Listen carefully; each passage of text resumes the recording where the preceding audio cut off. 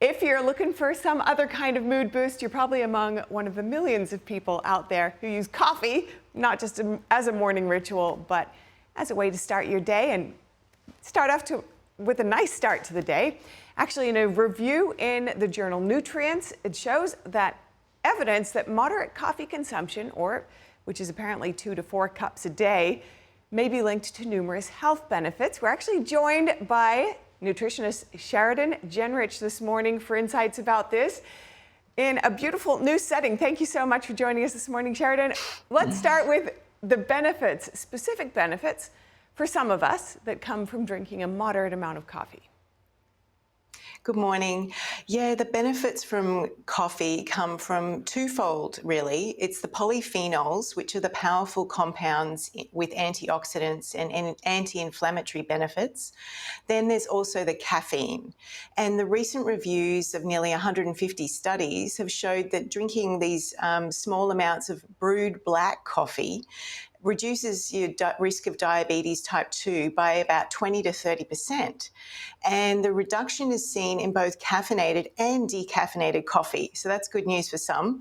The polyphenols are what really are affecting this. And this is chlorogenic acid, which is the main one. And so that's meaning that the insulin lowering effects can be seen from the real brewed coffees, and the morning coffee drinkers experienced better brain function, healthier gut bacteria, better aging, and also reduced risk of cardiovascular risk. Very interesting. And that is also good news about the decaf benefits. Some folks don't handle caffeine well, so they can still get some of those benefits. Why does caffeine affect people differently? The reason is that genetics determine whether we're a fast or a slow metabolizer of caffeine. And so the type also of coffee that you drink and the way it's brewed also affects the caffeine content. And caffeine works by blocking adenosine, which is the brain's sleep pressure chemical. And this builds up throughout the day. And when you have coffee or with caffeine in it, it helps you stay alert because it's blocking that receptor.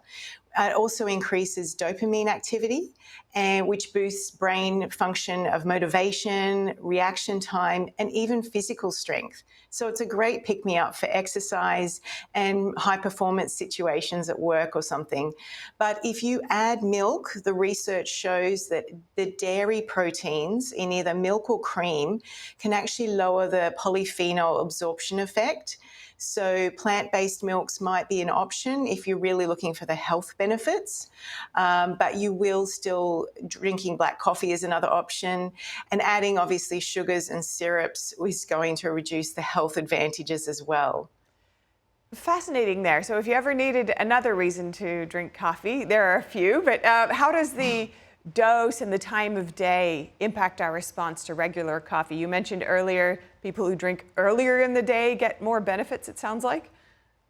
That's right. The positive mood effects in the research are shown when people drink it in the morning, usually within the first 2.5 hours after waking up.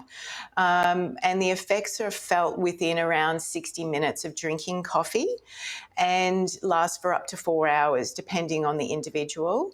Moderation is what's key, though, because too much, which is considered around more than 400 milligrams a day for most people, that's around 4 cups of filtered coffee or 2 cups of espresso, because it's much stronger in caffeine. That's generally considered safe. And after that, your elevated risk of anxiety, high heart rate, acid reflux, and sleep disruption, even later at night, can really be affected. So that's where choosing decaf's an option for some people, so that they can, still enjoy the health benefits, but they're just not going to have the performance benefits from the caffeine. And let's dig into this a little further. You sparked my interest earlier when you said various types of coffee also have different benefits. What are some of the best types to go for? So the things that I've learned which fascinate me, because there's a whole world of research around coffee, it's quite an obsession for some people. The light, medium and dark roasts. We're talking about freshly brewed coffee, not instant coffee really. But the light roast is the higher caffeinated one.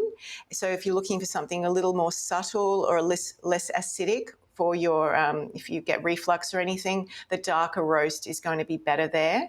And the freshly roasted beans, you really want to store them in airtight containers away from moisture and heat, because mold can easily grow on the coffee beans as well. It's really high source of mold unless it's stored well. And also buying good quality, again, is another aspect of it. And use it within a month of roasting. You know, that's in the ideal world. Right. If you can have a roaster at home, that's ideal. My dad actually does. So there are people out there, if your interest goes deep enough, I guess. Are there any other factors to consider who might need to use caution or avoid coffee altogether? Yeah, definitely. The afternoon is really the ideal sweet spot if people are sensitive to the caffeine effects, as the half-life is around 8 to 10 hours. So that means it takes that long to clear out of your system, which means the sleep can be disrupted for some people.